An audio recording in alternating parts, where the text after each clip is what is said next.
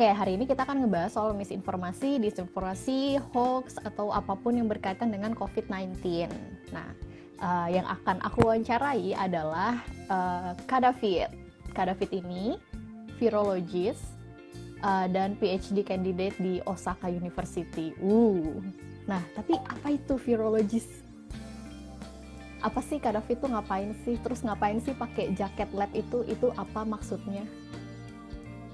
Jadi halo, selamat sore, selamat malam ya untuk teman-teman semua di Indonesia. Saya lagi live dari lab saya di Jepang. Lebih tepatnya yang lagi terkenal itu yang namanya BSL-2. Jadi kan kita semua tahu ya, minimal untuk pengujian COVID-19 itu harus dilakukan di lab yang levelnya namanya BSL-2. Sekarang ini aku lagi di lab BSL-2, tapi kondisi lab lagi non-aktif, jadi aku pakai alat pengamannya hanya berupa jasper biasa aja. Oke. Jadi kemudian langsung ke ini ya, virologis ya. Virologis. Jadi ya aku pekerjaannya itu virologis aktif, artinya orang yang mempelajari tentang virus. Oh, oke. Ini ada pertanyaan menarik. Yang sudah sembuh nggak bisa kena lagi ya? Atau bisa kena lagi? Ini pertanyaan bagus. Kalau boleh jujur jawabannya kita belum tahu ya. Kita sedang mengumpulkan data. Itu saintis itu sedang mengumpulkan data. Apakah itu kena lagi atau enggak? Cuman memang ada beberapa virus sebelumnya kalau sudah kena lagi, memang kita bisa imun atau bisa kebal terhadap virus itu.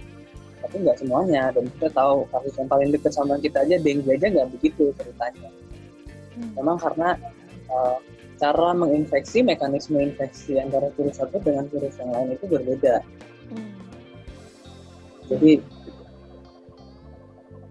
Kak, ada pertanyaan lagi. Ada nggak sih informasi ilmiah soal COVID-19 yang sering banget salah diberitain? Informasi ilmiah yang sering banget salah. Kalau menurut aku ya, itu terkait obat-obatannya. Apa itu? Sebenarnya mungkin pemberitaannya tidak salah ya. Jadi kadang-kadang kita lihat, oh iya ini sudah masuk uji klinik ke manusia misalnya. Fase 1, fase 3 belum ya, jauh. Fase 1. Nah, ini teman-teman perlu tahu kalau pengujian obat itu sangat panjang. Normally kita perlu 10 tahun. Tapi untuk kasus ini ada beberapa yang bisa kita pendekin. Itu nggak mungkin bisa sependek itu juga. Nah, terus jadi fase 1 itu masih jauh. Istilahnya kalau mau ke Jepang itu baru nyampe bandara Soekarno-Hatta. Ya gitu. Oh, oke. Ya. Jadi kalau mau ke Jepang ini masih jauh, baru nyampe bandara Soekarno-Hatta. Kita masih perjalanan panjang menuju. Naik pesawat aja masih lama, 12 jam kan ke sini. 8 jam, sorry. Jadi itu yang sering misinterpretasi. Nah, kita perlu tahu jangan terlalu cepat salah berita. Jadinya kalau baru masuk ke satu, berarti kita sudah ada obatnya belum. Jadi kita masih perlu cek and recheck lagi beberapa step. Jadi baru kita bisa menyimpulkan, oh iya ternyata bisa, ternyata nggak bisa gitu kan. Oke, itu. Nah, ada lagi yang nanya, Kak, aku lihat di IGTV-nya dari Virolog Indonesia, Pak Indro Cahyo, kalau sebenarnya virus ini nggak semenakutkan seperti yang diberitakan media. Kayak tadi juga dibahaskan soal pemberitaan media. Apakah betul? Jadi mengenai virus ini ada dua faktor. Selain faktor dari virusnya juga faktor dari kitanya, manusia, atau istilah kerennya virus itu hostnya, host factor atau faktor dari inangnya. Jadi kalau selain faktor molekular, faktor yang senyawa protein-protein dalam tubuh kita itu juga terkait dengan perilaku hidup kita. Jadi kalau misalnya kita itu perilaku hidupnya sehat, dalam artian makan makanan bergizi, olahraga teratur, tidak stres, tidur di waktu yang cukup, dan seterusnya, itu adalah satu faktor yang penting untuk meningkatkan daya tahan tubuh kita sehingga kita menjadi tidak bisa diinfeksi oleh virus corona ataupun bakteri atau virus lainnya. Jadi itu memang resep umum kalau kita harus sehat dan itu bisa menghindari banyak virus dan bakteri dari mencuci tangan, makan makanan bergizi dan seterusnya.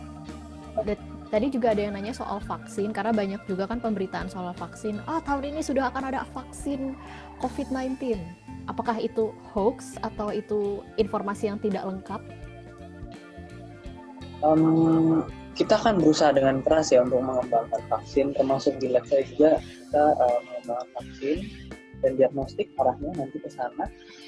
Tapi kita perlu tahu kalau pengembangan vaksin itu perlu waktu juga.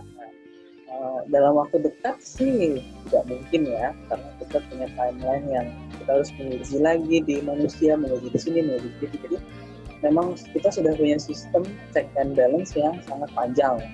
Nggak bisa kita skip, karena kalau kita skip nyawa manusia taruhannya. Nah di situ yang penting kita pahami bersama bahwa vaksin itu nggak bisa kita baru breakout itu katakanlah bulan Januari, ini baru bulan April. Jadi sangat tidak mungkin bulan depan sudah ada vaksinnya. Jadi kita perlu waktu.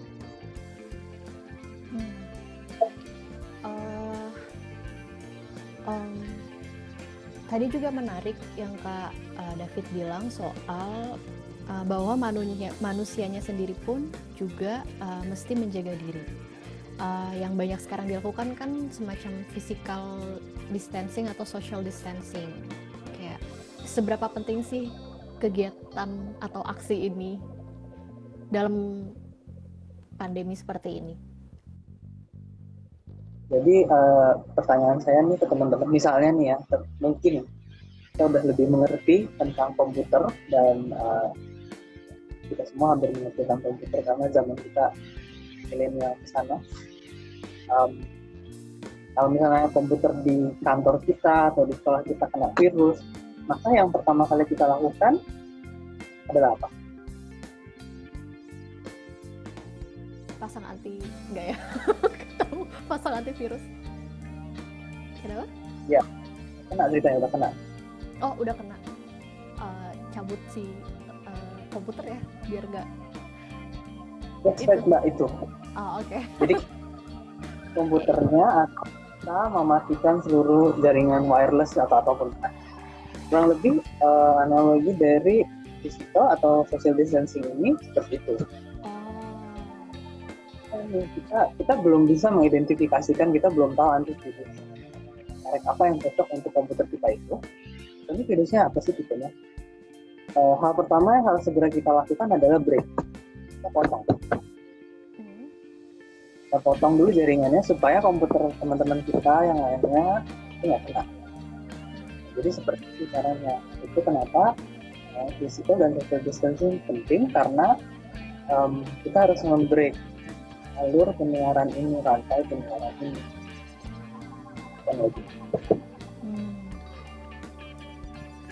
Susah ya, tapi kayak social distancing, physical distancing berminggu-minggu tuh kayak bikin stres gitu nggak sih? Nggak tahu deh di Jepang gimana? Ya saya setuju sih ya, soalnya kan kita manusia makhluk sosial ya, tidak bisa juga ya di kurung seperti itu setiap hari. Di Jepang ini ada istilahnya kita sebutnya social advantage.